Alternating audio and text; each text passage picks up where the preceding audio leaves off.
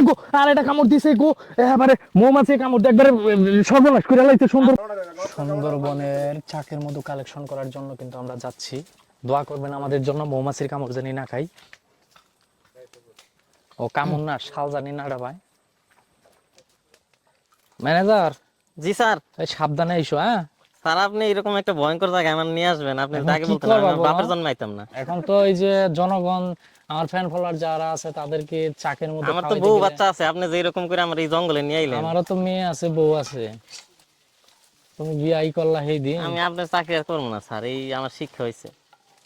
আমি কিন্তু একটু অভিনয় করা হারি, আপনার আবার সিরিয়াস নিয়েন না।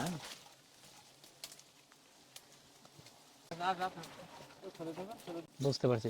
এই যে দেখেন সুন্দরবনের চাকের মধু, এই চাকের মধু নিতে গেলে আপনাদের আমাদের ভিডিওর কমেন্ট বক্সে ওয়েবসাইটের লিংক দেওয়া থাকবে marhat.com এর, এমনকি আমাদের হোয়াটসঅ্যাপ নাম্বার দেওয়া থাকবে, ঠিক আছে? আপনাদেরকে কিন্তু আমরা একদম সুন্দরবনের চাকের মধু দিচ্ছি, খলিশা ফুলের মধু। এখন খলিশা ফুলের সিজন চলতেছে। ও মা গো, ও মা গো, শালটা পাই দিছে।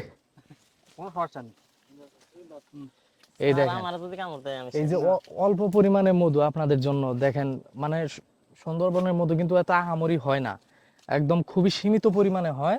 আলহামদুলিল্লাহ। ও মা গো আর এটা দিছে গো, আর এটা দিছে গো।